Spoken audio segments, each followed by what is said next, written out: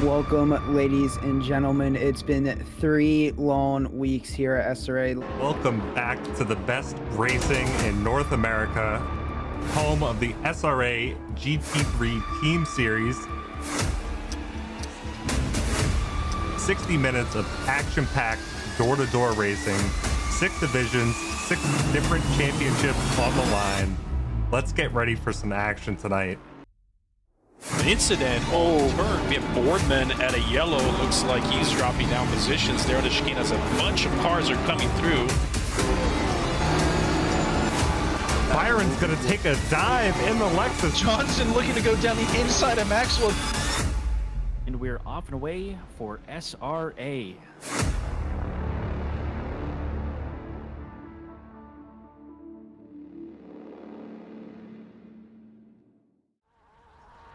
It has been the longest off-season of SRA I have ever experienced, but the rust has been wiped off and the cars are revved up and ready to go. Welcome to SRA. And we're here tonight at Paul Ricard. Join me on the desk, Paulie Hartman and Josh Damiani. How are you both doing tonight? Doing fantastic, and I'm ready as well. Get another season going with the streams. I'm super excited to see what D1 has for us in show this season. How about you, Josh? Oh, pretty much everything you just said there. Like Taylor said, longest off season we've ever had, and I am literally itching to get back on track tomorrow night, but tonight in the booth will do just fine for Division 1's action. Mm-hmm. Starting off with a very healthy action of Division 1. Should be a good track as we jump over to the track map real quick. Just to highlight some key points at Paul Ricard, located in France, 5.77 kilometers long. You're going to look for most of the overtaking being done in the turn 1, possibly turn 3. Probably down the long and straight. Turn 8, it's a very risky place to do it. It is possible. And a couple switchback moves right back into turn 9. Other than that, pretty much all the way out until you hit turn 1 again. But realistically, if you make one mistake, you could get overtaken anywhere on this track. It is a very, very, very, very wide track. Can fit cars 3 wide pretty much all the way around. Yeah, and it's pretty hard to miss that big straightaway there. That is probably the most defining feature of this track, and it may put some drivers to sleep by the end of it. It's extraordinarily long, especially on the outlap. It's going to be pretty brutal for some of these drivers. Get your tires really cold. It's going to be very setup-centric as well. There's some people who are going to be high aero to get through these nice twisty turns. Some people are going to be low aero to try to focus on getting as much speed as they can through the straight. And we're going to be seeing the best and the worst of the new cars here, seeing what each one of them has. But yeah, and speaking of the new cars, we're going to be seeing a lot of the new stuff that we saw from the DLC that came out in the mid-season here. The new Ferrari, the Porsche, and the Lamborghini, they've been tearing up the hot lap boards. And pretty much everyone is driving one of those 3 cars, sans a couple of die-hard holdouts. But we're going to be seeing how that's going to shake up, especially on that big straightaway there. Yeah, we have a couple McLarens, Aston Martins, Audis on the track tonight. Along with these new cars comes a brand new update as well with these new tires, which kind of brought some of these cars that were lying in the wake before the patch kind of up to speed now. So we are seeing that mix. But after the season goes and we see where these cars fall, maybe we'll get more, maybe we won't. But we'll have to wait and see till after the race. Speaking of, we got the silver qualifying going out right now. They are 2 minutes in. People are finishing up their outlaps at the moment. But just about to see some times get put down as people go on the real flyers here. And it's all a matter of how much practice did you get, especially for these D1 folks. You have to be pounding in the practice like crazy here. And on every single one of these tracks, luckily some of these folks got a head start and got practicing early. So we're really going to see who put in the work in the off season. And we're also going to be seeing a lot of these new drivers here on the mainstream. We have highlighted Lvov. Sorry if I'm mispronouncing that one, but that's a new driver here. Yeah, this silver division is going to be loaded with a bunch of new folks here that are going to be wowing you guys, and we may even see some people move up to gold or silver. And I don't think we covered this yet, but for those that are new and just now tuning into SRA, we have 8 divisions here. So D1 represents the best of the best of SRA, which by and large represents some of the best drivers in North America. Within Division 1, we have it separated out into 2 subdivisions, gold and silver. Make no mistake, these silver drivers are still some of the fastest of the fast, and they can put down with the gold drivers. But those gold drivers are just that one step ahead of them. Those are the folks that are able to put down the most practice every week, set out the most crazy times. So we're going to be, look, there's going to be a show either way here, whether we're going to have someone come up from behind from silver or we're going to have a gold driver run away with the race. Speaking of all those divisions, I heard a couple races in we'll have Alien Division as well, which will be the top drivers from Division 1. Currently, not a lot of fast laps going down as the track is not at optimum grip level yet, still at fast, and even though the track is at fast, these D1 drivers are setting some blistering times. 54.6 by Lau is our fastest time currently.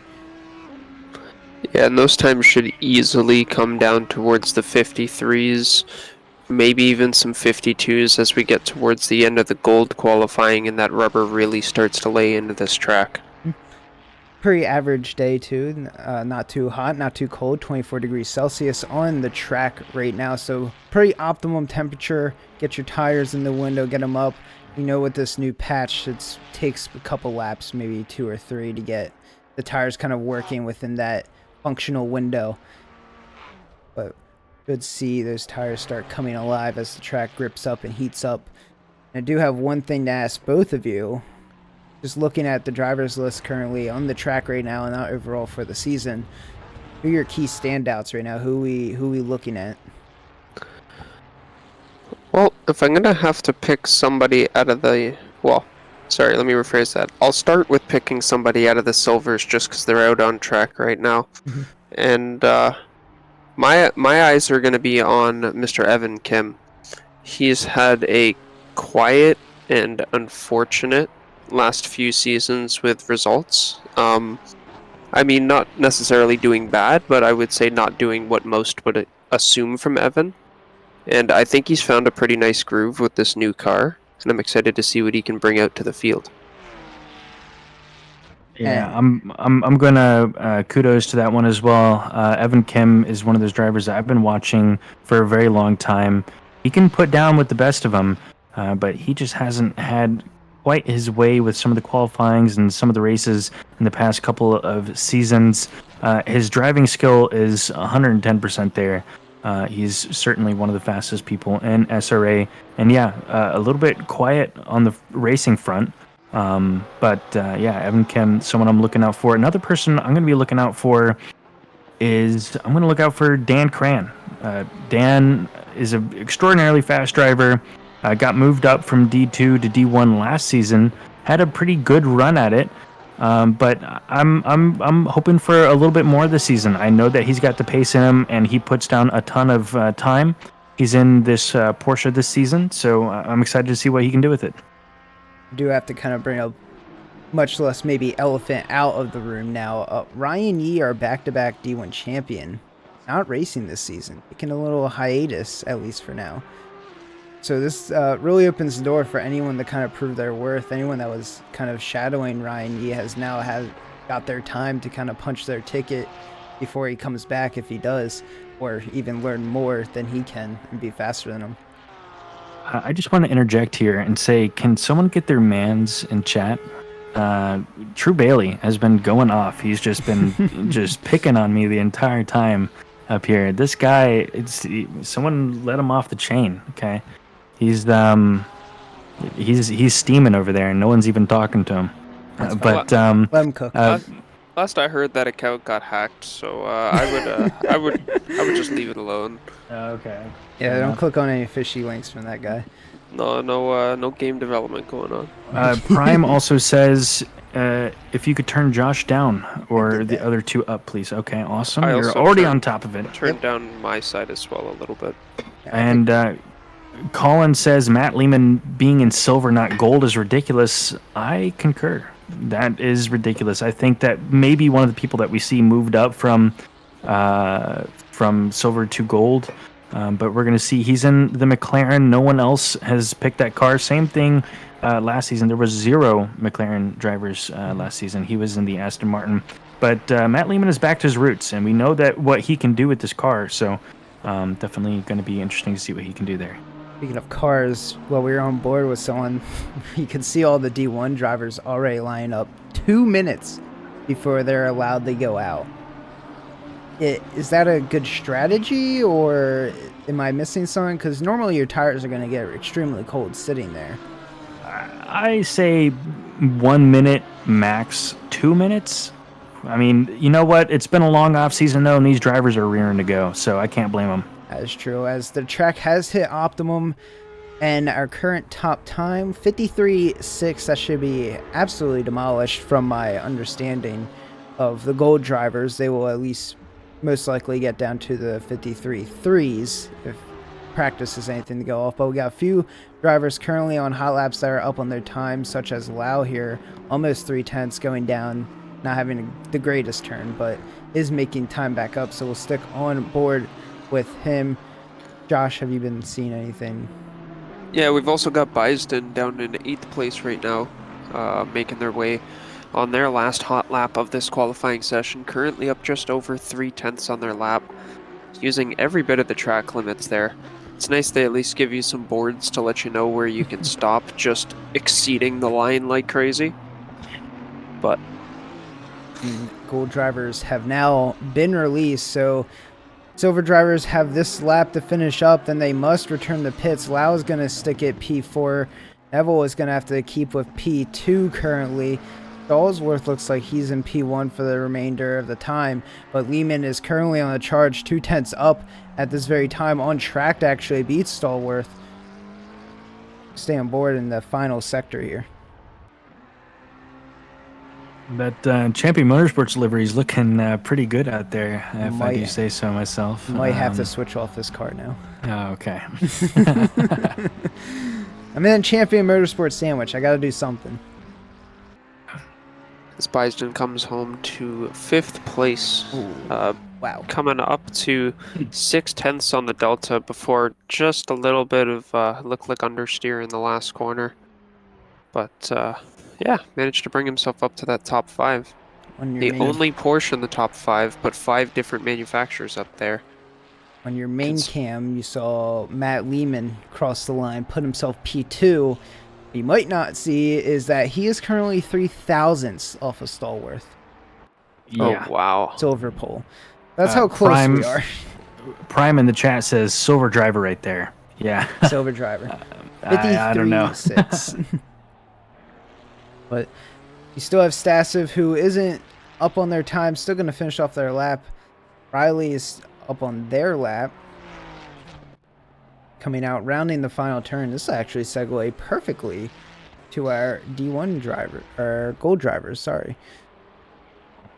That's right, they're just starting to sandwich up in the last corner, as you can see on the mini map there. A couple of those dots starting to go white as everybody slows right down.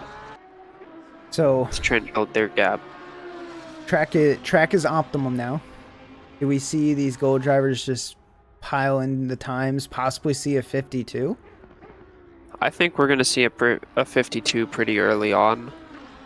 Just Paul Ricard, when you're trying to maximize it, you're using every last little bit of edge and even abusing some curbs that you probably shouldn't multiple times.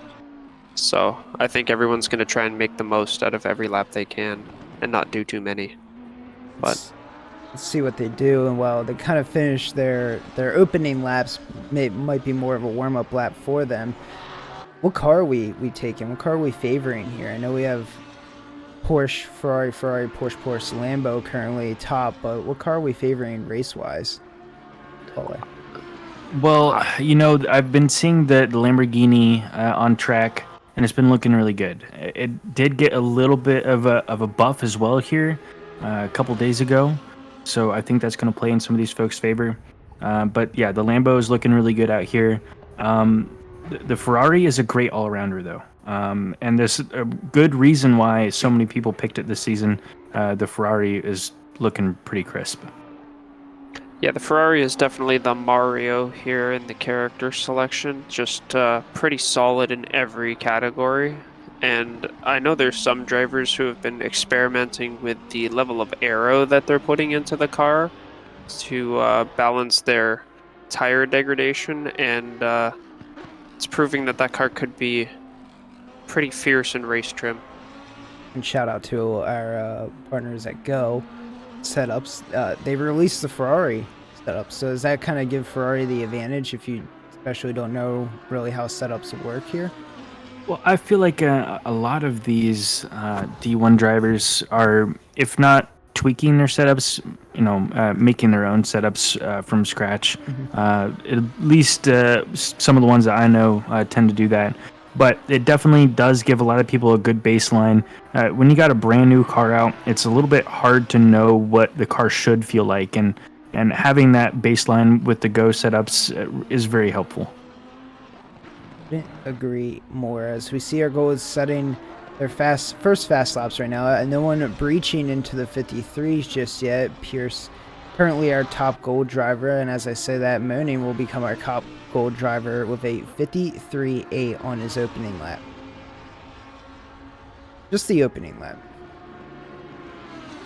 Yeah, Michael Manning has been making that Lambo fly. It's been great watching him, seeing him in some of the practice servers, and in the pre-practice before the race here. Man, he was going off. I think we were about to see a 52 set in the pre-practice. So just crazy times. Actually went back to the pits to do something as we were watching that. Mercer validates his lap that he was 0.3 up on. Just want to finish the question that you asked me earlier about who we've got our eyes on. And out of the gold pack here, Marquez, driver 449, new driver to the league. A few people have been touting him as a, quote, sleeper pick for the D1 championship. Now, okay. I haven't seen much of him on track, but some people are saying that they have raced with him in other championships, and he is a extremely fast driver. So I look forward to seeing what comes out of this. Speaking of extremely fast, I'm going to mess up this name. Ed Kerstetler. Did I get it right? I think so. Kerstetter? Yeah. Kerstetter sets the fastest gold lap, 53.7, and then Pierce is going to blow it out of the water with 53.6. Will be our provisional pole leader for the time being. And new challenger from D2 has entered the top 5, Alex Chilcutt. Yeah, that's right. So to finish off, who I'm looking at in the gold division, it's definitely going to be Alex Chilcutt. He was my teammate last season, and he definitely has the chops to be up there with the top D1 drivers. He puts in an ungodly amount of time on track, and he is extraordinarily fast. So very excited to see what he can do out here today. Keep a close eye on him. Alex is definitely one driver that I take a lot of cues and a lot of assistance from when it comes to setups here at Champion Motorsports, and very talented driver. But Marquez jumps up to take the top spot for now. I wanted to point out that Pierce, when he did have the pole position, was only 2 thousandths in front of Stallworth. Yes. So there was only 5 thousandths splitting the top 3. It is so extremely tight right now. That is awesome. Is top 4 is all within 73 hundredths of a second currently, and that's between 2 gold and 2 silver drivers. It actually looks like Marquez and Pierce will be done for the day unless they want to go out and around and set another hot lap, as Marquez will come out of the pits and try to do that. They have 2 minutes to do so. But Mercer is going to jump up in the P2 and make it now top 5 within 73 hundredths of a second. And Mr. Sir is going to jump up to P2. 8 thousandths off of Marquez in provisional P1 right now. Wow. is fast. It's tightening up very quickly. And someone's on a absolute scorcher for pole. Michael Moaning currently 3/10 up on his lap, almost 4/10. If he keeps this up, he will be on pole. Not by a lot though, maybe just a tenth, but he will be on pole here. He's rounding out the final corners. Everything to give him this last turn. It's a make or break. If you mess it up, you lose so much lap time, but if you get it just right, you can gain so much, and it looks like he has done it perfectly. 5/10 up on his time. Coming to the line, he will set pole position with a 53.4 with a minute left. Wow. Talk about putting on pressure. Well, something I'd like to point out is how well these silver times have held up for Stallworth and Lehman. They are still 6 and 7 overall right now. It's still a minute left of qualifying, but yeah, their times have held up quite well with the 53.68. So not too far off with the top pack. No. Top 10 of silver is kind of where you want to shoot for qualifying. That's how you know you're on the top end of silver. Now you just have to transition that skill into the race, which is the difficult part when you're surrounded by gold drivers. Well, I mean, I kind of want to count Neville's lap in there too, because 1 second currently splits 29 drivers, and to be only just over a tenth back, and to be split by 6 people. It's no small feat, don't get me wrong. No. As seeing Everybody seems to have more in the tank. Yes. Loading up on his time again. 2/10. He's shooting for a 52. If he gains another 2/10, he'll be there. As qualifying has ended, so these will be everyone's last laps. Pierce is on a flyer. O'Brien, who's on our screen right now, up 3.5 will be able to put it P2 with a 53.6, still about 2/10 off of Moaning, who's still 3/10 up on their time and constantly gaining. Coming out of the final corner, 4/10 up, having a bad, actually stalls out. Looks like he ran out of gas. Oh no! We'll have he to was pull up off to the 4/10 side. coming into that corner. He was going to get the 52 and not going to be able to set it. Mercer is our pretty much, well, I wouldn't say last, but currently only one in the top 10 improving right now on a valid lap. Pip hopping on board with Diego Fimbres Casas, surprisingly all the way down in P18 with a 54 flat, currently up on his lap, hoping to improve slightly. That is a shocker. But 3/10, if he can hold it, will put him up into the top 10. So that's how close we are right now. Mercer not really hooking up the final section now he wanted to. Is a 10th up on his time. Any kind of improvement here will bump him up. Not going to be a 10th. Will be only 200ths and will actually only stay P6 by 2,000ths of a second to Nixon. Diego will finally cross the line and finish off qualifying. Will only get P16. That's definitely not where he wants to be, but no. I mean, with stereotypes being stereotypes and kind of proving themselves here today, the Porsche and straight lines do not mix. They do not. Although this new Porsche has gotten a kind of a bigger buff to it, or power-wise, but the brakes have gone away from them. And go ahead. Well, True Bailey in the chat is saying, Paulie, tell us a joke. I'm going to have to take a cue from my good friend Colin Shea. What does The Rock do when he has to take a piss? What? Don't let him say it. His Johnson. On that note, on an completely unrelated note, we're actually looking for another caster for D1 here for the upcoming 7 weeks. I've been kicked off, folks. Just because you've been here since season 2 doesn't make you... You're always welcome here. You've been evicted from the Big Brother house. Yes. You have I'll be the fourth wheel. You know, you can just mute me at random. We have to have you here because you have to give us your signature SRA off and away for when we go. Well, we have a new first-time chatter, Dromo fan. Oh boy. I can only imagine who he's rooting for. That might be KP. That might be his like alt account there because the instant wow reply. I don't know. We'll see. But if this is your first time watching the race and you're a little confused about what's happening, why are we not seeing cars bash into each other and absolute chaos happening right now, it's because we're all waiting for the timer tick down. Everyone getting their setups in order, getting their tires prepped, getting their fuel in order, and then we'll go around for one warm-up lap, get their tires nice and hot, brakes nice and hot, and your main camera will try to focus on mainly the top pack of the group, while your picture-in-picture window in the bottom right will try to capture all the action from the back. Well, the chat's highlighting something here. Where's the grid walk? Oh, no. There's no grid walk. Look, see, when you don't have Paulie in charge here, it's just, the whole stream's falling apart. Okay? Oh, my gosh. We missed one thing. Yep. Look at all those liveries, guys. If you want to see all the liveries in greater detail, you know what you should check out? You should definitely check out the track and livery reveal stream.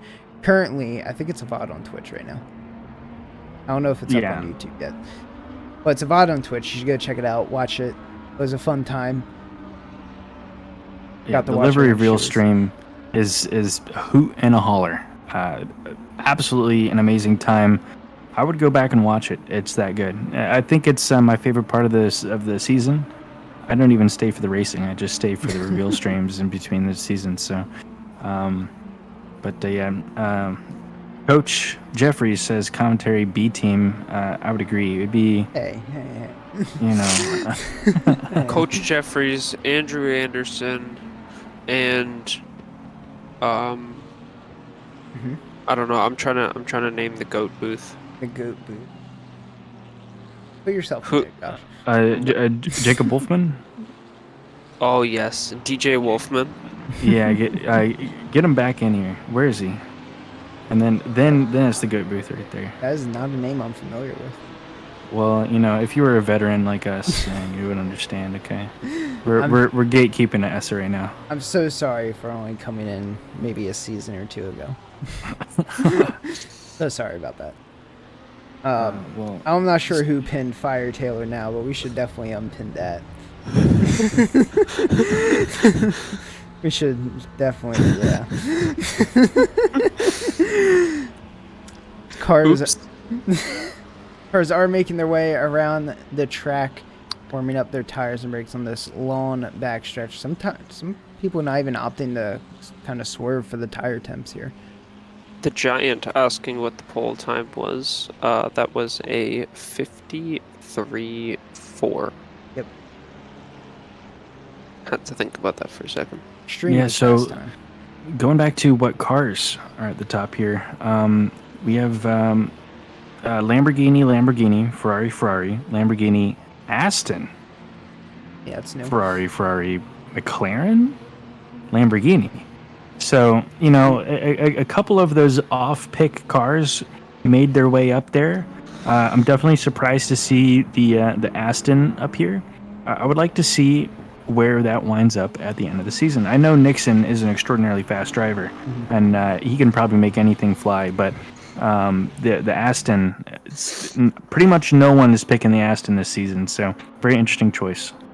Yeah, I'm very intrigued on what that pick is, but I'm actually kind of surprised to see the McLaren up here in the top 10. Now, it is driven by Lehman, but it still is in the top 10, which is more constructors than I thought, or manufacturers than I thought it would be here.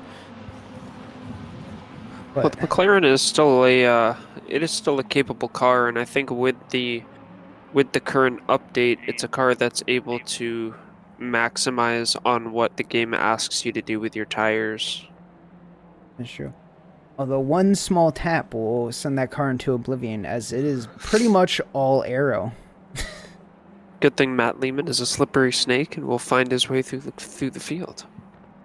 As we are stacking up double file with the field, scrunch everyone up, making our way around the last few turns, and throw out the Paul here shortly to give his signature sign in, I guess you could say.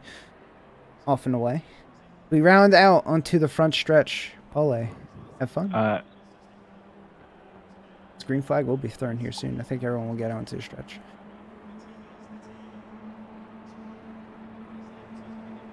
And coming up to the flag and off and away for SRA Season 7 here at Paul Ricard. Thank you, Paul, as we are going to head 3 wide already into turn 1, backing out on the outside there. We're going to start single file 1 and 2. Mr. Sir going side by side here with Marquez, trying to get the best of him. A little bit of door bashing, nothing really too hectic going on there, but we are still side by side. Mr. Sir having the favored line coming down here into turn 4. Will be able to keep that inside line. Not going to be able to hold it for the next. There's contact between the 2 cars. Mr. Sir is still holding the outside line, but will keep that position. And Marquez will eventually just let that one go, as we are still stacked 2 wide in the backfield here. Pierce and Lehman going side by side, trying to get the better launch. Lehman not going to be able to get that one done in the backfield. You can see him trying to tuck into the slipstream right behind. Pierce Stallsworth's going to be able to get ahead. And everyone will kind of file straight in line for this long straight. Yeah, and the action's been just as crazy back here in 30th. Cars have been 2 and 3 wide, and everyone's already eyeing up moves on their first chance down this straightaway. Now Nixon is looking to catch some scraps of Mr. Sir and Marquez battle. Marquez going really wide. Mr. Sir going real wide. Actually allows Nixon to come up the inside of Mr. Sir. Will be able to force himself in there and just be able to drive out of it perfectly fine. Mr. Sir will have to slot right back in line. Marquez happy that Nixon split Mr. Sir off. And we've got yellow flags in the backfield as Dan Cran and M. Landry come together just after the right-hander. We are still seeing moves going. Neville trying to get anything here. Is going to be able to hold that inside line and get that position. We'll just stick it for the time being. Baston not having the greatest of times in that Porsche right now. It's a very, very hard impact we just saw in the replay there from Dan Cran. It just looks like everybody tried to find a spot as those track limits narrowed up. Mm-hmm. Yeah, but that's the craziness of lap 1. When that falls himself to the pits. Yeah, when that hood is up, the car becomes pretty much undrivable, so can't blame him. As he plays the Ultra King move and waits at the pit entry for the pit window to open, so that he only has to pit once. That is smart. This is a smart thing to do for the 55-minute pit window. If you're there, you might as well let it tick. Everyone else is trying to let it tick on this lap. We're all still single file. Dromo, closest out of everyone here to Chilcutt in the Porsche versus Ferrari down the straight. Everyone still has a slipstream, so we have a big, long train. Stallsworth in the Ferrari catching Lehman in the McLaren. So we'll go side by side here for a minute. Stallsworth's going to opt for the outside line. Lehman's going to opt for the inside, coming up to turn 8. Lehman has the preferred line, but who will come out of this cleanly? Both drivers not coming together. It was pretty close. Lehman going to be able to stay on track. Stallsworth's actually going to end up going off track. Lehman's going to be able to take that position and back up on the inside and hold it there for the time being. Yeah, the McLaren is super good at that super fast turn there. It just grips and rips, and the Ferrari's is a little bit more unstable there. Yeah, Lehman looking really good out there. Still holding it down in P8. Mercer trying to find a way past Mr. Sir. Now this train has been going for a little bit. So Mr. Sir is actually going to peel off into the pits. Going to try for the mega undercut here. Now, I don't think we really got to talk about strategy a whole lot. I don't think we will here soon, because we're going to have Fimbres Casa, Diego kind of poke their nose out, look up for someone on Nordstrom. Not going to happen, though. We also look at the amount of drivers filing into the pit lane here in the pit. 1, 2, 3, 4, 5, 6, 7, 8, 9. We've got a quarter of the grid in the pits right now. Talking about strategy, who knows? I think everybody saw early pits last season and thought, let's go for it. I wonder if some people are going to think late pits to try and balance off this tire wear. Here's what I saw with the tires and some of the testing is that some of them are giving out within 15-20 minutes, but then come back to life after 10. So maybe they're just trying to get the pit stop out of the way so they don't have to worry about it later and they can just kind of focus on keeping the car together. But it's a very interesting strategy and we'll see how it all plays out. Of course, it's race 1, so testing race per se.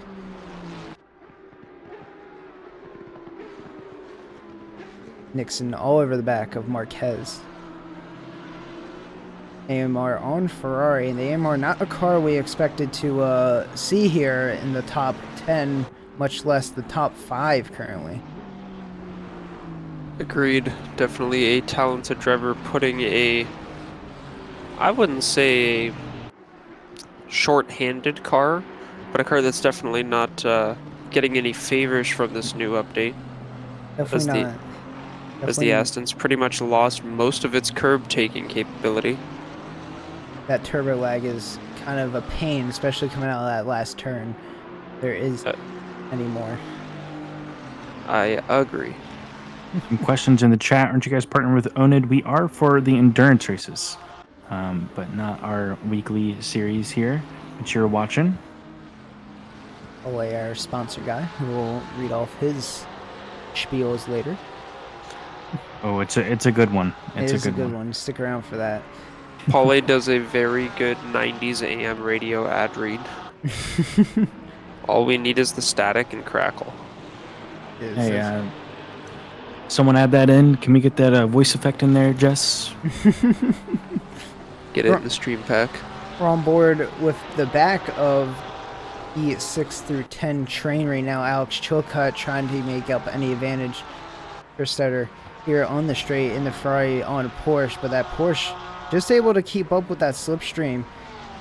Chilcutt trying, just hoping for a mistake out of the driver. Chilcutt's actually gaining here pretty fast. Gonna opt for the outside here. Side by side we go through turn 8, it looks like. Chilcutt's gonna be on the outside. We'll be able to hold that outside line. Side by side we go. Chilcutt's just gonna be able to cut her straight in, overtaking and keeping it within the track limits, it looks like. A nice clean overtake. As the Pips got a 3-wide battle coming down the straightaway for 22nd. Patrick Russ, James Riley, Michael Griffith, Evan Kim, couple cars wide. Looks like everybody survives. It is race 1, not even 10 minutes in, and we have so much action right now. Patrick Russ managed to fall all the way to the back of that train, losing all 3 positions. Not exactly what you want to see. Yeah, I noticed that too, Brian. But it looks like on our side, Chilcutt does have good ping. Not really sure. It could be a broadcast thing as well from the broadcast booth here. But no, I see what he's saying. No, Lehman trying to work this McLaren magic. Chilcutt trying to say, I want to overtake you now. Trying to poke their nose on the inside here. We'll be able to do it. Late on the brakes is Chilcutt. Not going to be able to hold the inside for the next turn, but we'll get the inside for this nice hairpin. Still going side by side. Chilcutt going to be having the preferred line here. Now Lehman actually might fall here to Kerstetter on the straight, because that McLaren does not have a lot of engine power, but still holding that inside line. Not going to be able to have the favored output, getting too much curb. Lehman going to be losing a ton of time here in the straight and 2 positions while he's at it. Yeah, and that little bobble off the curb is not going to help him either. Car behind looks like Koa Dromo might even be able to inch up towards the slipstream if he doesn't maximize down this straight.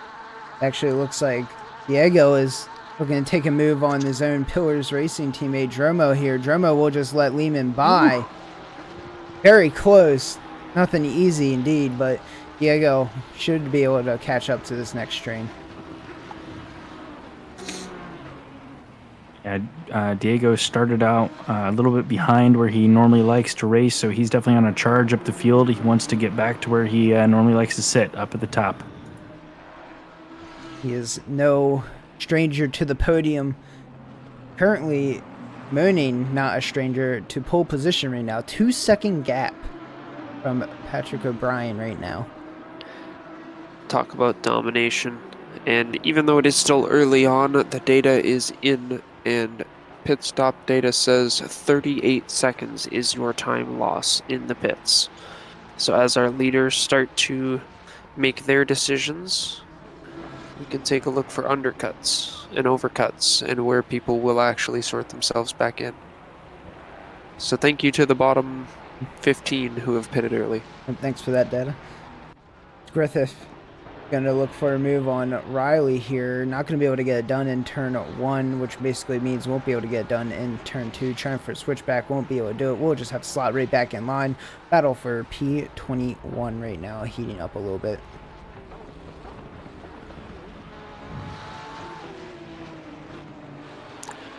Yeah, those cars are already showing the inklings of a battle that should last the entirety of the race. I think a lot of these battles will until someone pits, but if you are in the lead right now, do you think you keep the same strategy as last season where you just go till you can't go anymore? Basically pit at the 45-minute marker of the pit window. I don't know, man. It's I think everything's up in the air with this new update and the new tires and the new physics. Like, if they start to go on you, you can't take the opportunity of sliding around and flat spotting the tires and this and that. Like, you could really do yourself some harm by going 1-2 laps too long. Which brings up then my next question. Do you take tires? I know a lot of people have considered it. That would be a minute 8-second pit stop then. I mean, I think that with how short these races are, it just doesn't make sense, even with how much more sensitive these tires are. It might make more sense, though, if you are sliding around a lot. Maybe you're not happy with the setup. Maybe you're just a little bit off pace. It may be a good time to reset and get a fresh car, get some fresh tires, go out there and try to make the best of it. It might make more sense than it did last season, but still, I don't think it's there. Nixon is in danger here from Mercer if he does not stay within the slipstream of Marquez here. Coming up to the back straight, Mercer absolutely a demon late on the brakes here against this AMR, but it looks like Nixon has caught it back up just enough to catch a tiny bit of slipstream, but will the Lambo outpower the Aston Martin?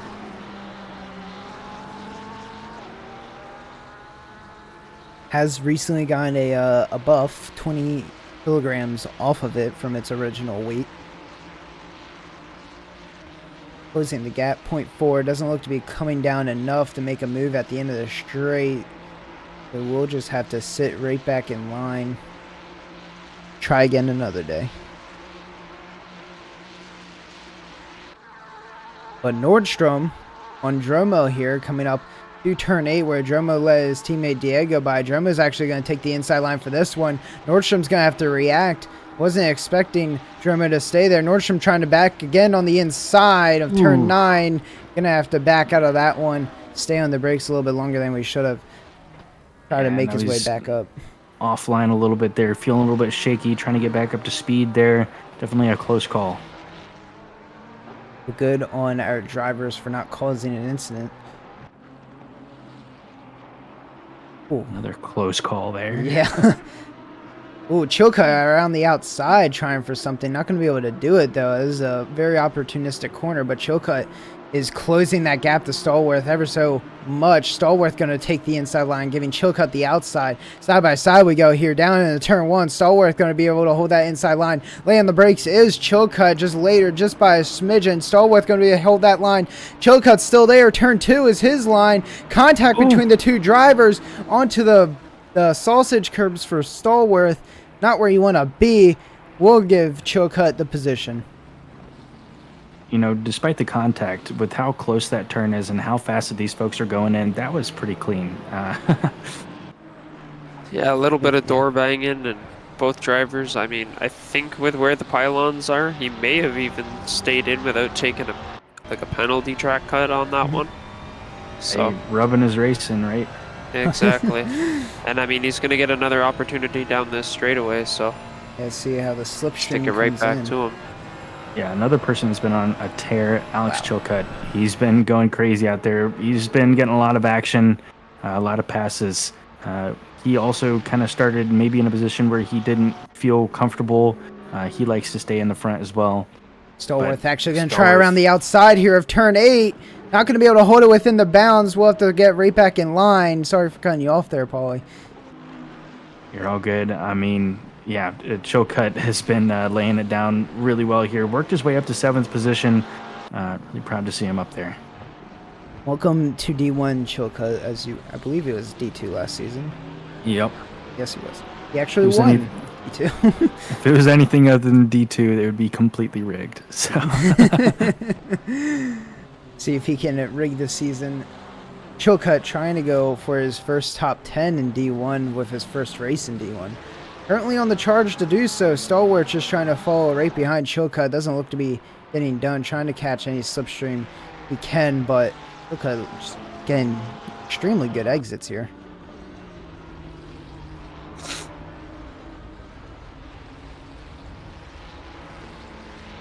And for the most part, the field's kind of spreading itself out. There's a couple drivers that are close to each other. Nordstrom and Dromo here in the pip for 12th place. Chilcutt up there for whatever he's up to now, 1st place. But Coach Pretty soon. Coach Jeffries is saying, what kind of lap times are we looking at? I think currently we're flying around the 54 to 55s right now. Our fastest lap is a 54 flat by Alex Chilcutt right now, but most drivers sticking around the 54 to 55 range, at least for that. We do still have full fuel, so once that fuel burns off, the tires kind of settle in, if there is any settle in or get worse. Let's see a bit more faster times.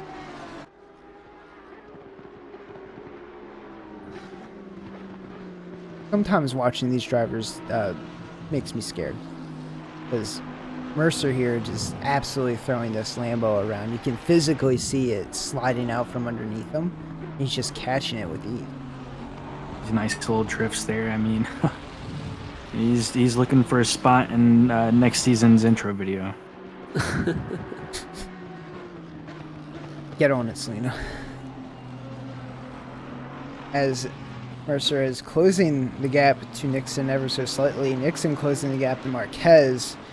O'Brien not able to close the gap to Moaning, currently 4.5 seconds ahead of the field right now. 4.5 seconds for Menning. I mean, that is absolutely insane.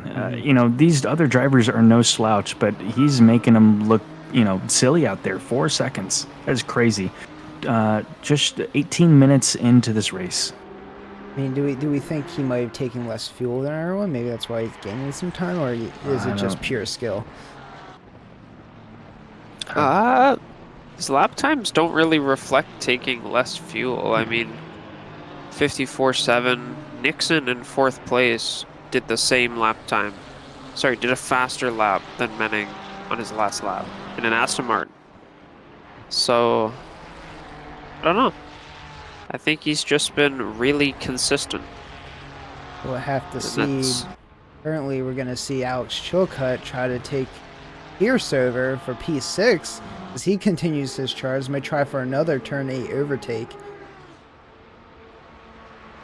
Doesn't look to be closing the gap just enough. We'll have to take the inside if he wants it. We'll just stick on the outside on the line. Full follow Pierce straight through.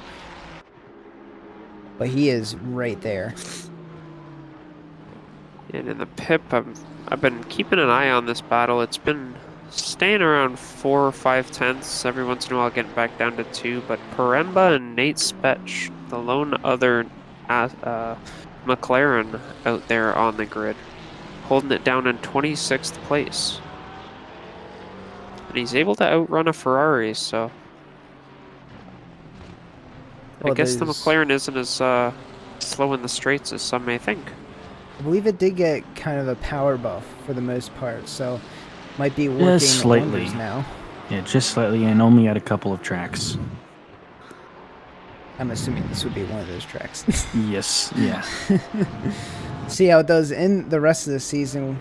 Alex Chilcutt trying to go for something. It is just sticking on the back of Pierce here. That gap is closing to 3/10, and the mini train is forming behind them now. Well, we have a driver request from Colin Shea for Victor Diaz. We are on our way. Victor Diaz, car number 19 in the Porsche, currently 0.6 seconds behind Evan Kim right now. And Mr. Sir, 13 seconds behind Diaz. Currently our race lead, I guess you could say race leader, because he pit already, and he's leading the pit drivers. Not sure how that works. I'm not good at math.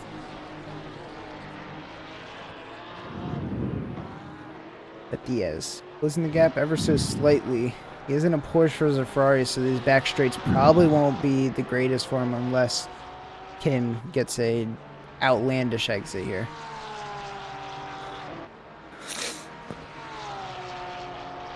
Ole, what have you been seeing around the track? I've just been trying to keep up with everything, trying to track all the different drivers here. But I've just been kind of keeping my eye on Alex Chilcutt.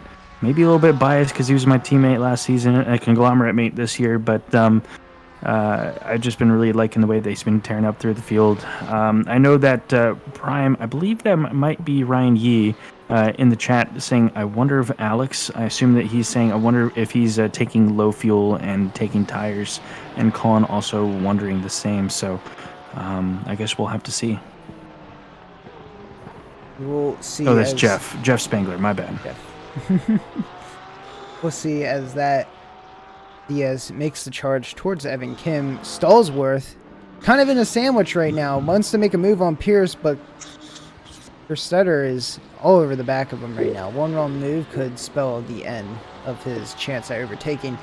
And Kerstetter right on the bumper. Could go for the late braking zone. He's peeking his nose out. Going to try for it. Not going to be able to do it. We'll just slide right back in line. Might be playing some mind games, but overall loses a ton of time. Stallsworth now trying to make a move on Pierce. Should have the slipstream down the turn 8. Might be able to make a move there. This is Ferrari on Ferrari action, though.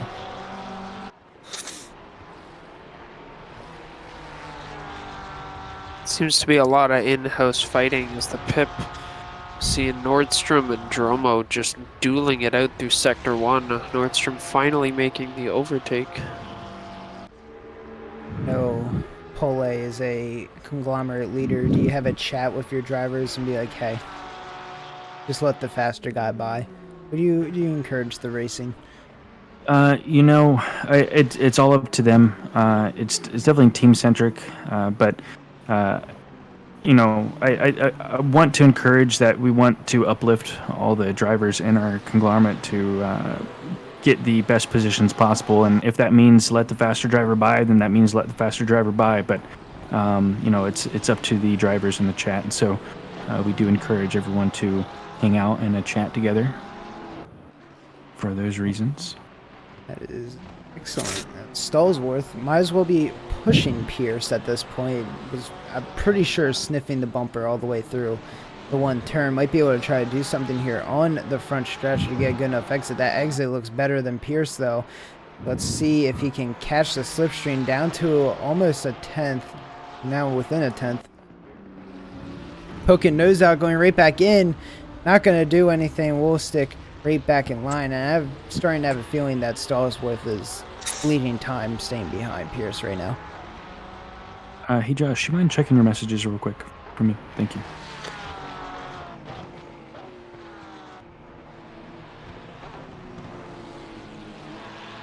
We did have a change in positions for the top 3. Marquez overtook O'Brien off screen. Good on them. They're still in a line though, not decent line. O'Brien fell back 1.1 seconds, but Nixon's still there. Keep up the battle.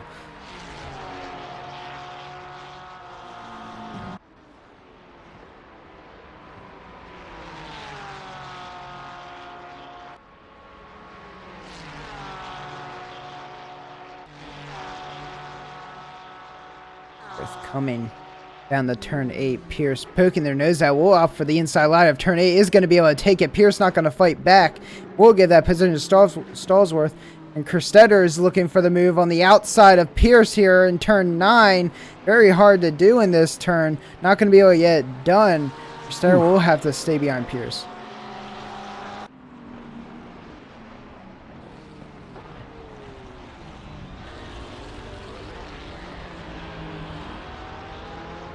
Just having a bit of a moment. We are about to reach the halfway point. Pit stops will start coming into play here. Mr. Sir currently leading everyone that has pit, but I don't think he's within the lead pit stop window. Currently 51 seconds behind the leader. Well, if last season is anything to go by, very few drivers really pit in the middle stint. We'll have to see with this new tire model and everything here, but it's mostly people at the very beginning and at the very end with, you know, a couple of stragglers in between. But, yeah. Love the insight. They're really trying hard to get past Pierce here.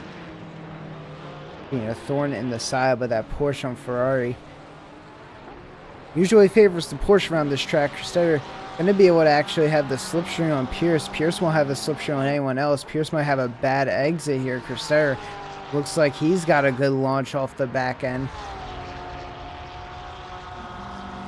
We'll be able to catch up to Pierce in the slipstream. Will we be able to get there by the end of turn 8? Looks like he will be able to do so. Will he choose outside or inside? Pierce sitting in the middle of the track, allowing him to choose. Kerstetter will just choose to slot right in, not go for a move.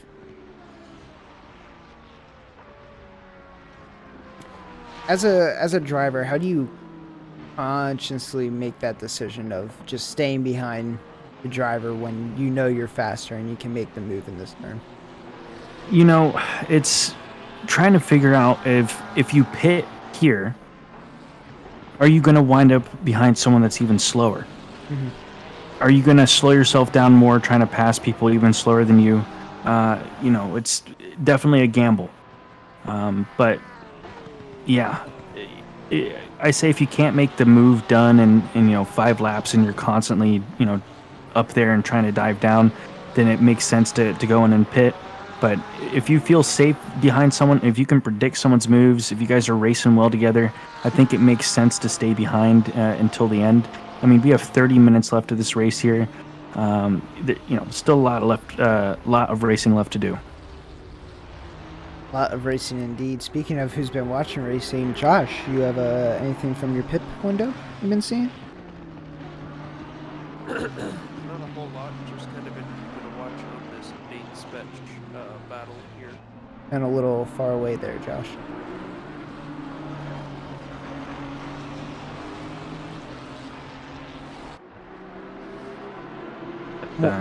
He was saying that he was taking a look at the battle with Nate Specht in the other McLaren out here tonight, another Champion Motorsports drivers. I have to shout that out.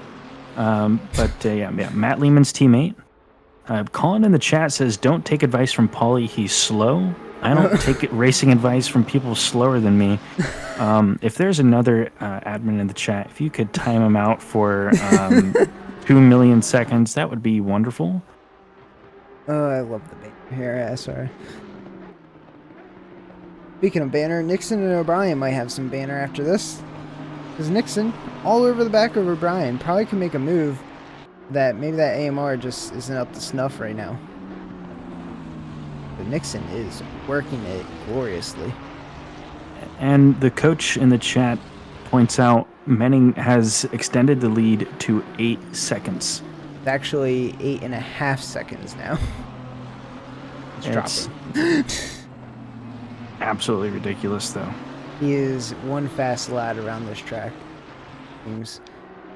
Let's hope he can transition that speed into Spa next week, as I saw Alex Chilcutt dive into the pits. Just in the background. Yeah, Random Brandon, a whole month will do. Whole month will be. Yeah, 23 days. We have an argument here in the Twitch chat over prime numbers and mathematics. So, you know, we really do have the best chat here on That's such a random argument to have, but go for it as Kerstetter's trying to go for it on Pierce yet again. Not going to be able to do it. Trying to get the wind up here onto the straight. Just get every single ounce of speed out of the car that he can possibly get. Pierce. Good holding his line. Looks like a good exit. Kerstetter looks like an even better exit. Coming down to turn 8. Will Kerstetter decide to poke out this time or not? Currently just trying to hold the slipstream. Probably won't do anything with it because up ahead, Nixon and O'Brien are side by side going in turn 8. Nixon are on the outside, is going to be able to hold it there. O'Brien's on the inside, able to hold it. Nixon going extremely wide, will cut the track. O'Brien will try to go in on turn 9 and we'll be able to get that move done. We'll keep that position. Nixon going a little too wide there.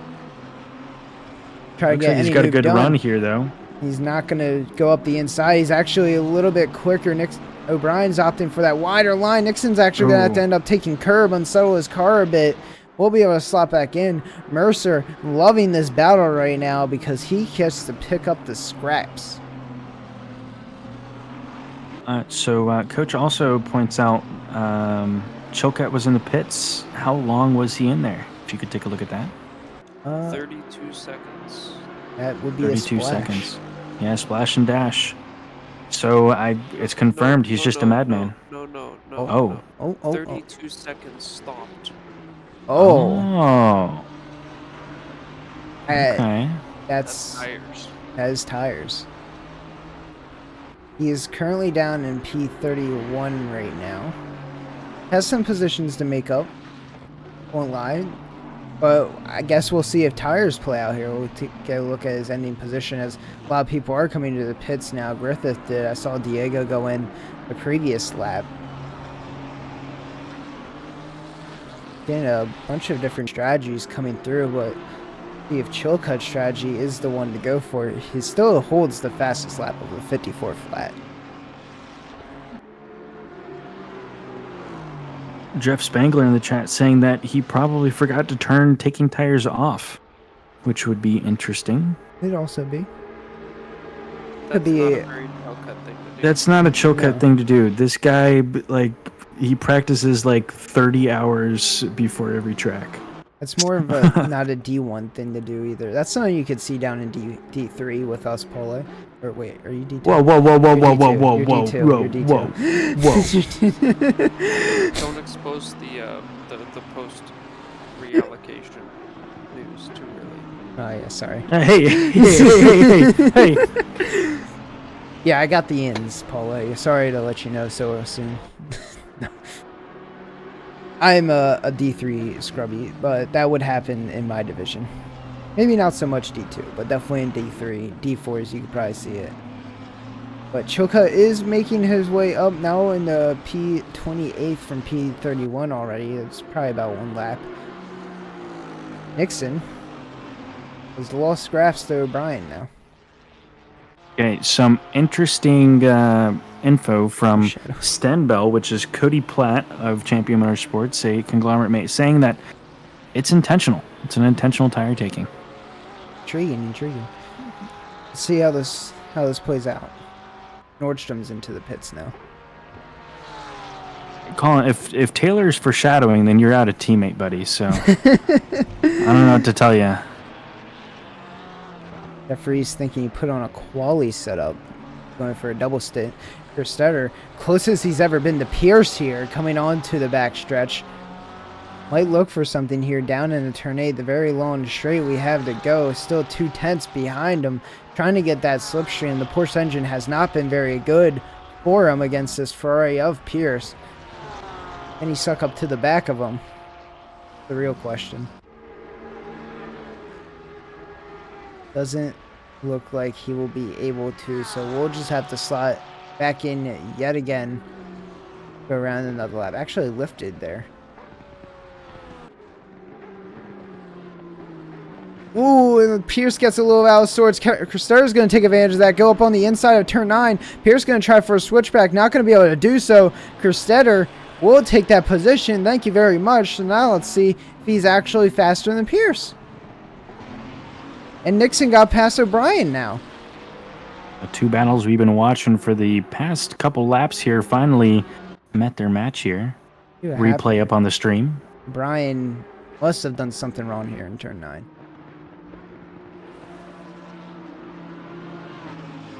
Pretty tight. Oh, there you go. Yep. A little Lambo drift action. A little tight coming into that corner. We'll send you spinning. So Brian capitalizes on that. Or Nixon, sorry. Nixon capitalizes on that. Brian going to lose out. Now we get to see how good the Aston Martin is in clean air rather than the slipstream.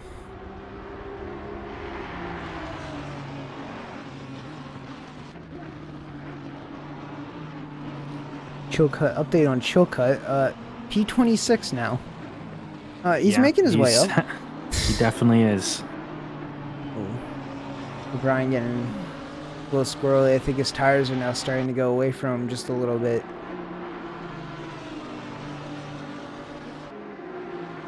But he does have that Lambo power. See how fast he can catch up to Nixon on this straight. 4/10 was the gap starting the straight, and it looks like that's going to be the gap ending the straight. For as much as we clown the Aston Martin today, it has held its own in the straight line. And the other Aston Martin on track, Neville, who is someone who did pit, is 1.2 seconds behind Mr. Sir, sitting in 16th right now. Not doing too bad for himself either. And notes O'Brien all over the back of Nixon now, able to take these turns much better than Nixon in that Lamborghini. Will he try to go for a move here into an unorthodox area? Doesn't look to be so.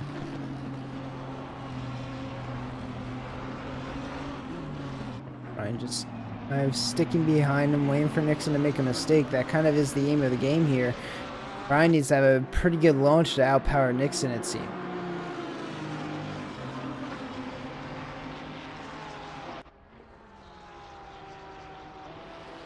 He needs to make this move clean, because if he doesn't, he's going to fall straight back into the grips of Mercer and Stallworth just behind.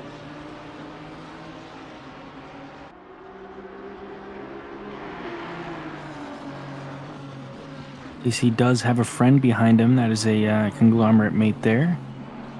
Two of them, actually. I think Stallworth is with him as well. That's what you'd like to see. That's what you want.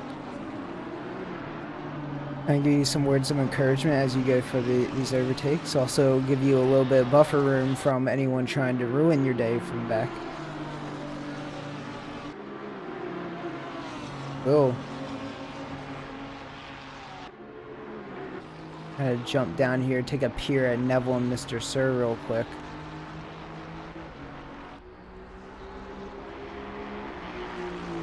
Currently just kind of hot lapping for the most part right now, just trying to keep their paces, not overdo anything.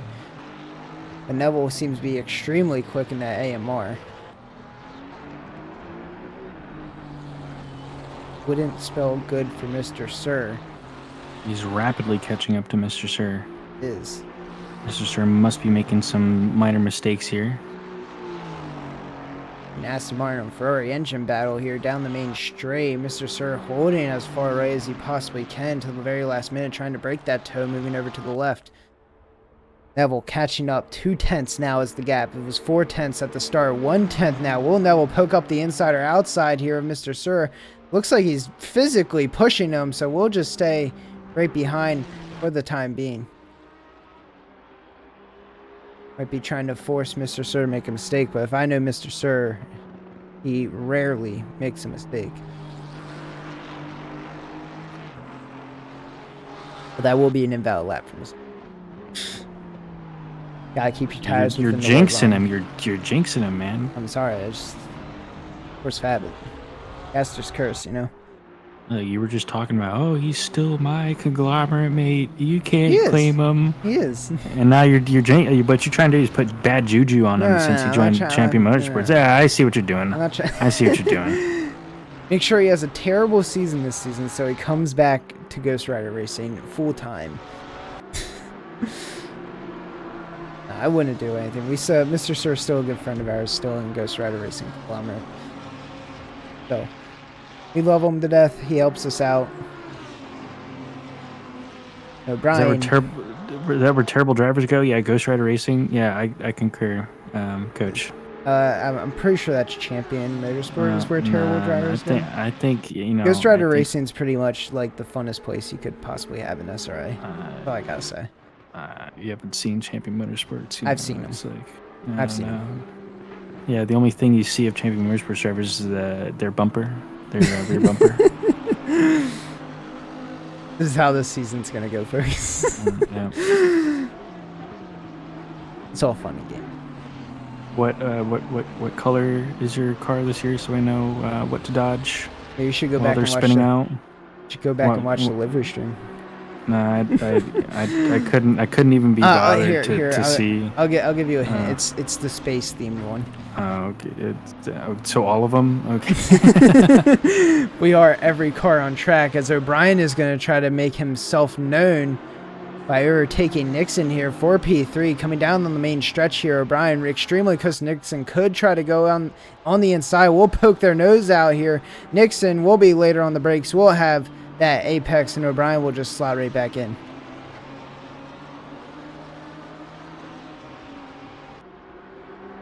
Good racing from the two. Stallworth in the pits now.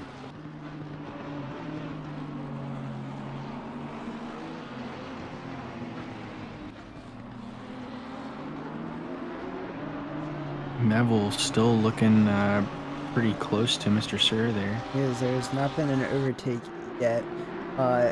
For anyone wondering where Mr. Sir is in the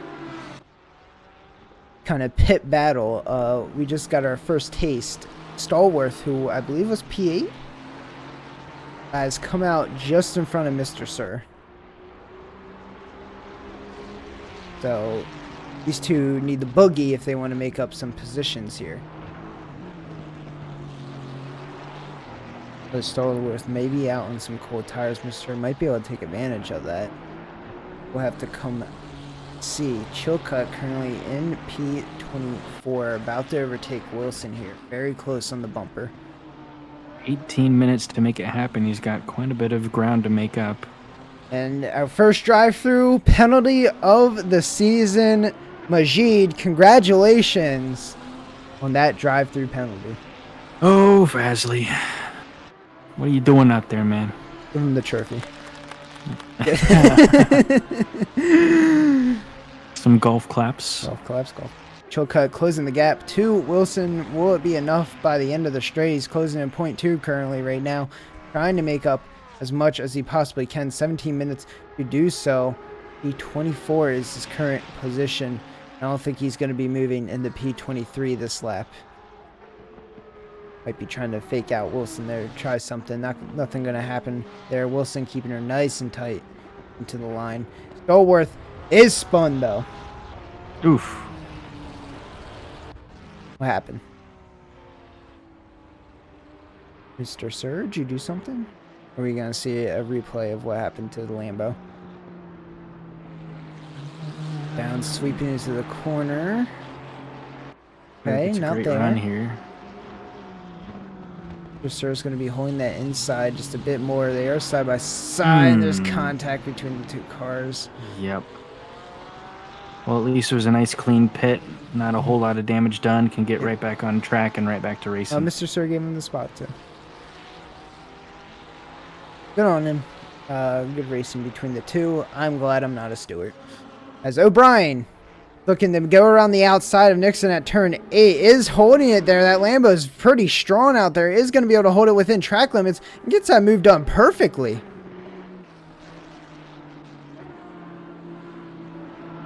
Brian will be able to hold that position. Now Nixon back on the chase in the AMR. O'Brien currently holds my move of the day.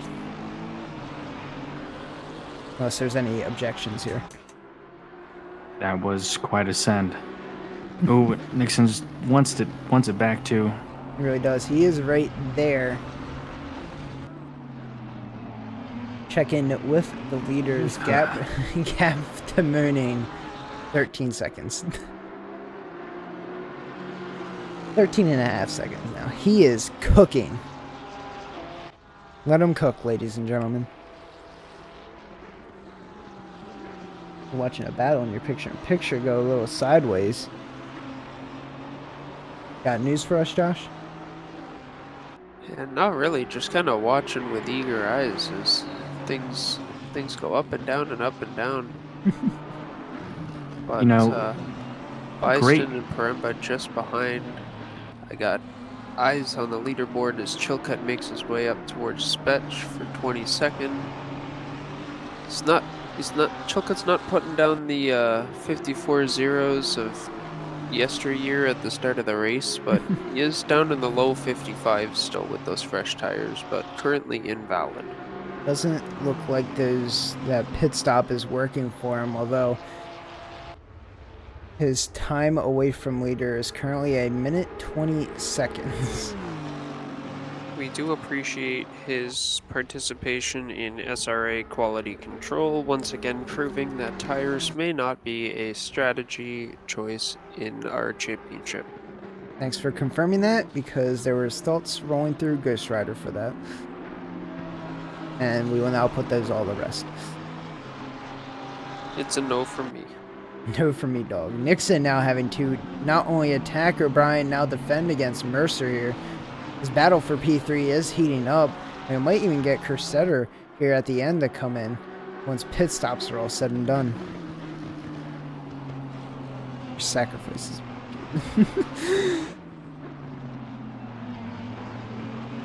Yeah, Jeff Spangler wants to know why you say spetched, Josh. Because I feel like it. I think it's because he's a dirty Canadian. Yeah, well, you know what? What? I say it how I see it. Spetched. Panthers in 4. Anyway, Nixon. Nixon is still trying to make up ground to O'Brien. Mercer trying to make up ground to Nixon here as we get kind of spread out here in this first sector, but everything closes up by the time we reach Sector 3. But everywhere else seems to be a bit spread out. Gap, little mini battles here and there. Chilcutt still in the charge. Now back into setting 54 lap times, not necessarily 54 flat, but 54s. Keep an eye on his progress, especially when everyone pits, because they have 10.5 minutes to do so. While we have a gap in the race. What's everyone thinking of Season 7, just out of this not even finished first race so far?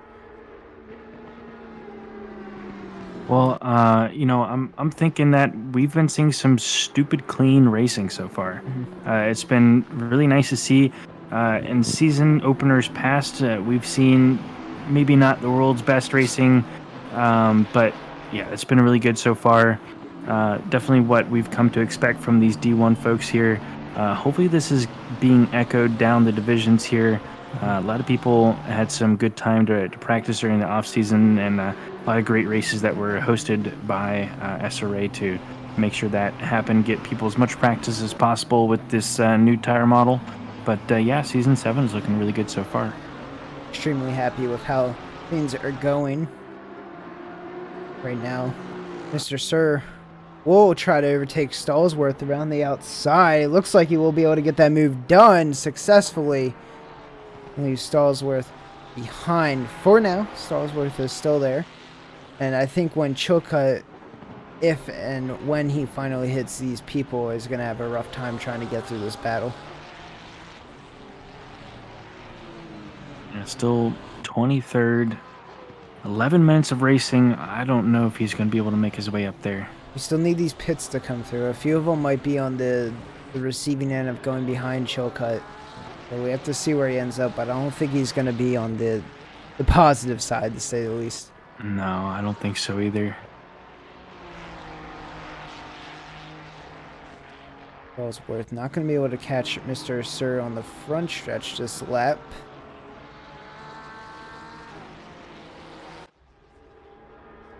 O'Brien still trying to fend off against Nixon currently. Get you a sense of feel of how to go through this corner. You can physically hear Nixon having to lift off probably more than he has to. His tires might be finally starting to go away.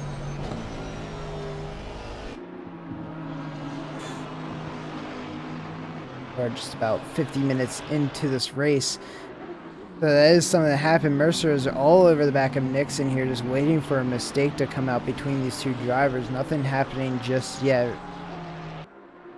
And we'll keep reminding, and you can look at the left side of your screen if you want, everyone with a orange 1 next to their driver number still has to come in the pit within the next 7.5 minutes. Everyone green is good to go, can finish, and won't get a 130-second penalty, I think it is. As Mercer is off into the pits. Probably good on him as well.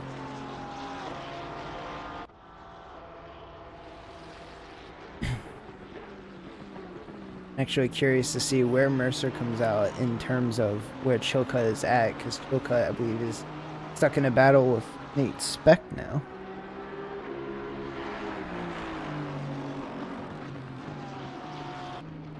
Picture window, nice clean overtake by that Porsche. It's Travis Nordstrom defending his position against Snelltree for 26th. Even all the way here. Even all the way down the grid, we still have little battles. Not just the top few battling, as Nixon is going to have an even better run on O'Brien here down the back stretch. Will he be able to get close enough to make a move all the way back, right on the rear of O'Brien, that we will go side by side here through turn 8. O'Brien looks to be losing more speed. Can he hold the outside? No. Nixon's going to be able to slot right back in. O'Brien not going to be able to dive out. Nixon will successfully take that position. That just shows that you need a great launch at the end of that straight. And O'Brien's coming right back at him into turn 9. Nixon is able to hold the outside line. O'Brien drifting her. Not going to be able to hold it together. We'll be able to safely get back on track. But unfortunate series of events for O'Brien. That was a absolutely outstanding effort at that move. Definitely a heart and mouth moment right there. When that car starts to go sideways, you got two thoughts going through your mind. 1, save the car. 2, don't take him out with you. And he managed to do both, get right back up behind him, and he must have had some deja vu, because it looked like he'd been in that place before. Yeah, Rafael Stofo pointing out that was some Tokyo Drift status there, and we've been seeing a lot of that from these Lambos today. Been a little bit interesting. Maybe that's a part of their quirks and features. They're not the stablest of cars. I will say that. Kersteller and Pierce deciding to go into the pits together as they approach the back of this Nixon-O'Brien battle.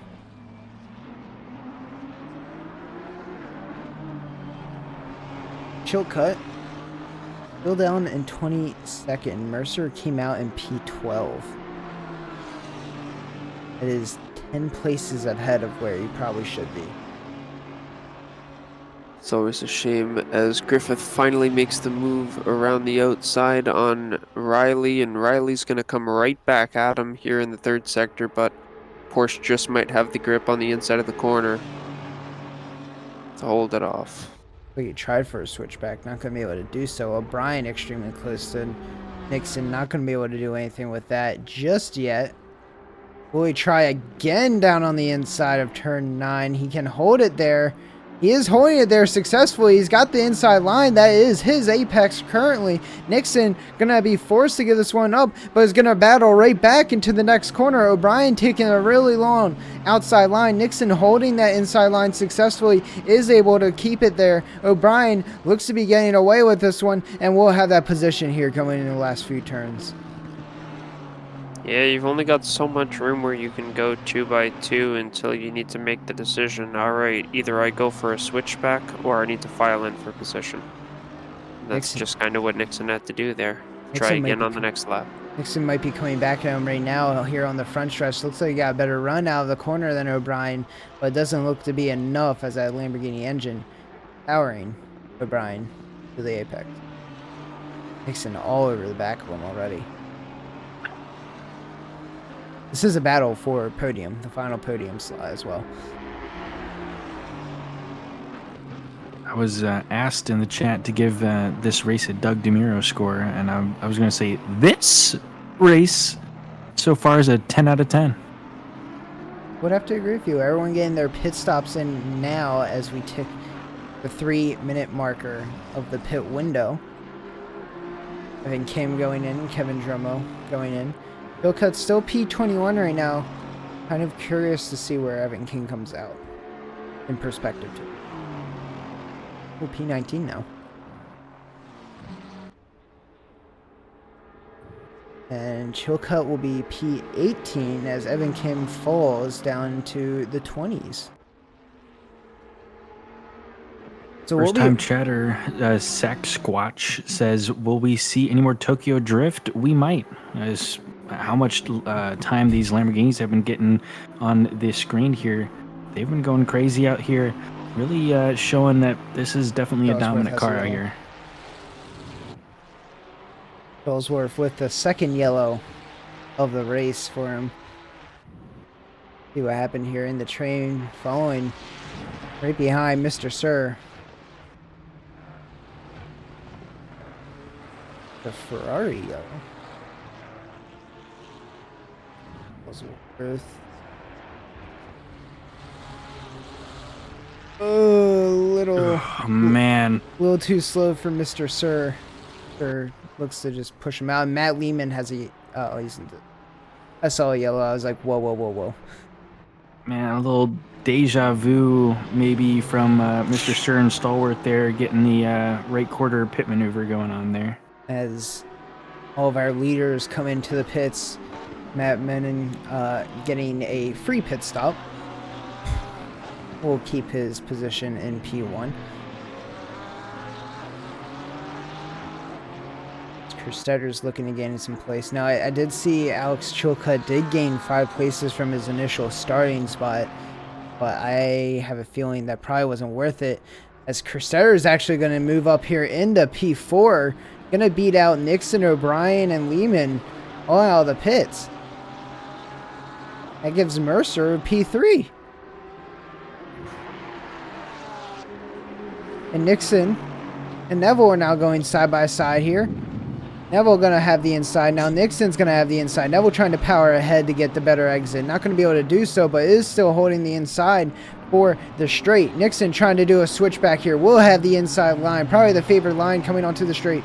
Nixon is able to outpower Neville, but will they go side by side? They still do. Nixon's going to have to run it extremely wide. Neville leaving him space. Side by side we go here down the stretch. AMR on AMR. Teammates here. O'Brien's looking to get in the mix. All the way from the back. Might follow Neville straight through. Nixon's right there. O'Brien's going to go all the way to the left. Might make it 3 wide. Not going to be able to do so. The wall of Aston Martins is blocking O'Brien from getting by right now. Nixon not able to keep up with the power of Neville.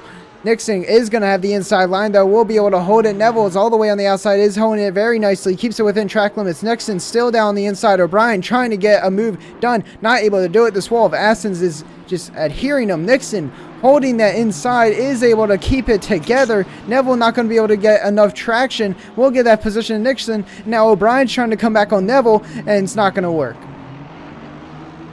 Yeah, great teammate work here. I mean, this we've been seeing the Lambo teammates going at it, and now these Aston teammates battling each other while still keeping this Lambo at bay. Talk about teamwork. I recover my breath here. O'Brien getting a much better exit than Neville, it seems like. Neville's still in that slipstream. O'Brien might not have the power, but he is closing the gap here down the turn 1. O'Brien might try to look for something, not going to be able to do it. Will actually peek his nose out, looking for the late brakes. O'Brien is not going to be able to put the late enough on. Neville will keep that position. O'Brien will have to look somewhere else, as Lehman has joined the fight.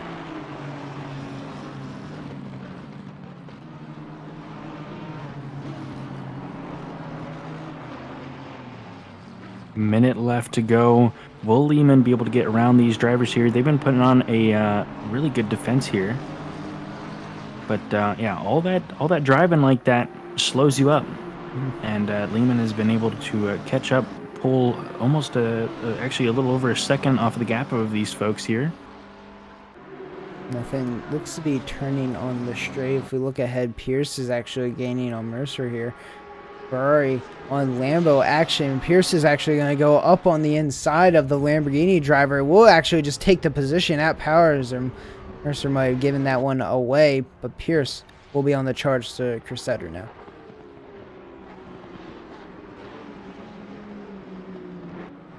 Nice clean driving. We should be going on to the final lap here, Menendez.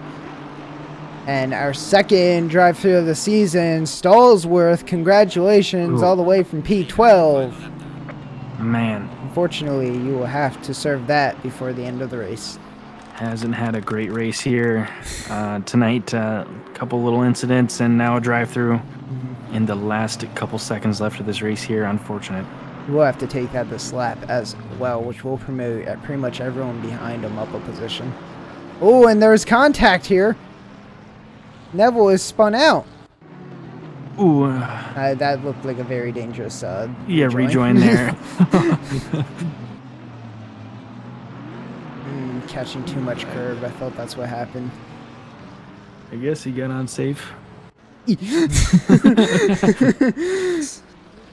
Very close. Stallsworth will serve that drive-through. Replay that rejoin. I don't think we can. A little late now. A lot more racing to see here. And the race is coming up. Menning on the back stretch right now. There's little mini battles everywhere to be found.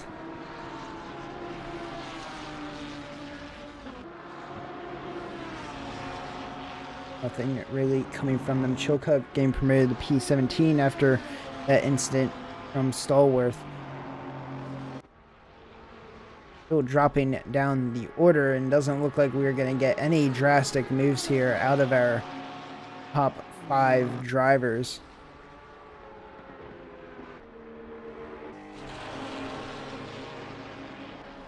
Mercer wants to make an extremely late dive, but I don't think it will do it. We'll just sit there.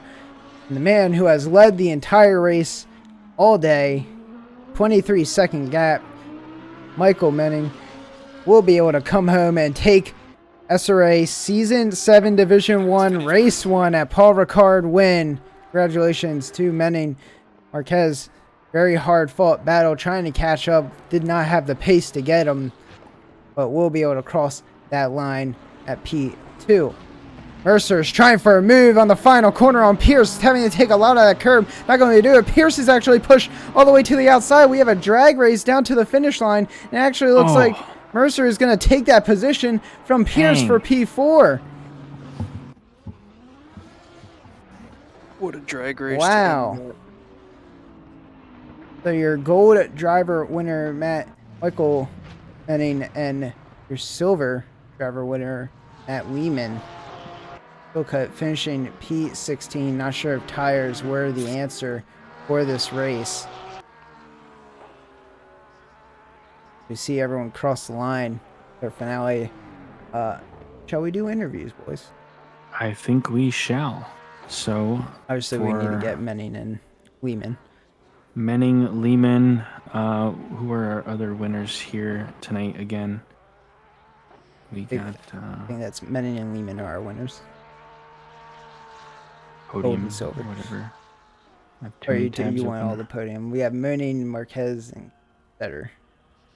That's a Lambo, Ferrari, Porsche. I would have wait for these folks to filter in here as the final drivers get themselves across the finish line. The extremely good race. Yeah, great racing from everyone here tonight. A lot of clean driving. Very, very, very excited with that. Hopefully we can see that trickle down to the rest of the divisions. Brian in chat says, anyone see the lap times near the end? Well, we know that the fastest one was Alex Chilcutt, who took tires flat. with a 54 flat. So I see times were around mid to high 56 and 57s. So it varies. But yeah, some fantastic driving out there. But I would like to take a second to read off from some of our supporters here at SRA. A huge thank you to our SRA sponsors and title sponsors for supporting us here at SRA, as well as support from Documise, a modern business solution for product management. Go to documise.com to learn more today. And support from Retro Saga, a North American-based gaming company that provides accessories for your favorite classic systems, including Nintendo, Sega, PlayStation, and much more. Enhance your retro gaming experience today at retrosaga.ca. And a big thank you to our affiliates. Track Racer. Experience redefined gaming with Track Racer's high-quality sim rigs and accessories. Use code SRATE at checkout to support us. Armamentario, a toolbox for ACC that will enhance your chance to win. Enjoy a fully customizable and enhanced HUD to change the way you experience ACC. And To Go Setups, premium esports setups for everyone. Use our affiliate link on our Discord and take your drive to the next level. Big thank you to you folks, guys. And a big thanks to everyone watching here tonight. It's been fantastic broadcasting for you folks and reading all the banter in the chat. Thank you guys for tuning in. Doesn't look like any of the D1 or D2 drivers want to join. they don't want to hop in for an interview, I suppose. Yes, We'll give it just a minute more. We'll pin them. We'll be nice about it. But Michael Manning, I see him. I can bring him up here right now if you'd like. Yeah, I can. Michael Manning, welcome to the commentators booth. We were watching an absolutely fantastic drive out there from you. Just the entire race, you're putting it up a second, 2 seconds, 3, 4, 5, 6 seconds, 7, 8 seconds. I think was the last time we checked in before. I was like, all right, well, he's got this race in the bag. As everyone knows, D1 represents some of the best drivers in North America. And you were really making them look silly out there with that big of a gap.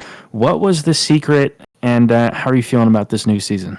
I'm feeling pretty good. I'm a big fan of the Lambo. Definitely excited for what's going on. Honestly, this did become my most played track just because of the practice I was doing. I didn't slump on the practice, but I figured something out with the setup. I got a lot of top end, but still had the low speed grip, so it worked out really well. And the tire wear was awesome. I didn't have any issues with that. So is pretty good. I will say that it's unfortunate that Ryan Yee isn't here, but that's okay. Hopefully he'll come back next season. But give some other people a chance to shine, right? Including yourself. Right. But how much of this can you carry into the next races here? Do you think that you can carry this momentum in the next races? You think you got a fast car, and you're going to be seeing some more of this throughout the rest of the season? I'd love to see myself doing this well again. I'm not sure. I don't really have the experience at Spa or like Watkins. At least Watkins in the wet. But so those are definitely going to be interesting. Like Spa, people really know what they're doing there. So that'll be tougher. And that'll be a challenging track, I think, for this car. But I'm really hoping to keep up throughout the season, though, for sure. All right. Well, we will be watching. That's for sure. Thank you, Mr. Manning, for joining us up here. Is there any final words or thank yous you'd like to say? I would like to give good luck to Jason Allen tomorrow. I will say that. Hey, there you go. Outside of that, I don't think there's anything else. But right. Yeah, I appreciate you having me around. All right, thank you, Michael, and hopefully we will see you next week. For sure. See you hopefully then. All right. And Matt Lehman has confirmed we want to bring him up. We can. All right, bringing him up now. Silver winner Matt Lehman, welcome to the booth. Yeah, Matt. We were watching you out there. You put up a pretty darn good time. I believe you started in seventh or eighth, and you pretty much held that position. I think you've finished off in ninth. Really good finish out there. but maybe not quite what you wanted, considering some of your past season finishes. How are you feeling about the car choice this season, and how are you feeling about the new tire model affecting that car choice? Well, Matt, we can't hear you. Be alive. Yeah. Might not be. No, I see him. I see him talking. I don't hear him. Oh, no. Oh, got a little something there. Hello? Hey, there you go, Matt. Hey. We can hear you now. Hey, sorry about that. I had the wrong input. Hey, it happens. Yeah, no, I'm definitely not all that ecstatic about finishing P8. Like, I mean, like it was okay, all things considered. I was actually decently happy with my quali lap. Not sure I could have done much better than that. But yeah, just struggled on race pace. I think the car is way too loose at the start, so after a few slides, it just kind of killed the tires, and I was just kind of holding on from there. So. Didn't really defend too hard for positions. I know the Ferraris were like insanely quick, so put up a little bit of fight, but it was like I'll just run my own race. Not gonna worry about those guys. Yeah, I just kept it clean. Got some clean air and just focus on putting down consistent laps. So, with the way that the BOP is looking right now, do you think that you can, maybe do a little bit better, or carry some more top tens into the coming races? Yeah, I mean it should only be upwards from here. Paul Ricard's historically one of my worst tracks. So to still get a top 10, I'll take it. Looking at the rest of the schedule, it's looking pretty promising. So yeah, should be doing better in the races to come. All right. Well, thank you for joining us up here. Do you have any final words or thank yous you'd like to say? I mean, definitely hoping for esports setups to come out soon. Yeah. I mean, like to be fair, all credit to my teammate Nate Specht. Like the setup he put together was actually like really really good. Quite easy to drive. Like after the initial kind of start of the race on full fuel, like halfway through the race on half fuel, slightly worn tires, it actually felt like really planted. So honestly, probably skill issue on my part, but yeah, like I think these early races, it'll be kind of interesting to see like who's great at doing car setups and who's not. Just because there's not really any esports setups out right now, except for maybe like Ferrari and the Porsche. So everybody else just kind of doing a little bit of DIY. Well, I mean, the car was looking really good out there for DIY. We had some discussion about that up here in the booth and talking about how, yeah, the Go setups definitely help getting a baseline as to what the car can feel like, and edit from there and edit to your preferences. So that'll definitely be interesting. Hopefully that those come out soon from our major players. Shout out to Go Setups, our affiliate here at SRA. But yeah, very good insight. Thank you, Matt, and hopefully we will see you up here next race. Yeah, hopefully. Thanks, guys. Talk to you later. Yep. Have a good Bye. Well, that rounds out round one, at least for Division 1. Final thoughts from either of you? Well, I'm very glad that we had a super clean race out here. I hope that this carries into the rest of the season. And the rest of the different divisions out there. Yeah, I'm very excited. This new tire model is definitely shaking things up. It's been something that we've kind of needed in ACC for a little while. Bring back some excitement back into the fray here. So yeah, very excited to see how the rest of the season pans out, and very hopeful for some more clean racing. Josh. Yeah. Yeah, I think this race tonight proved that once again we're gonna get another season of tight grids. Oh yeah, And I'm Oh, yeah. all for it. That was But insane. a little bit more worried for tomorrow than I was before, just with the way tires dropped off, and I don't know, for Chilcutt to even put it into his strategy book to take tires, it must not look too good.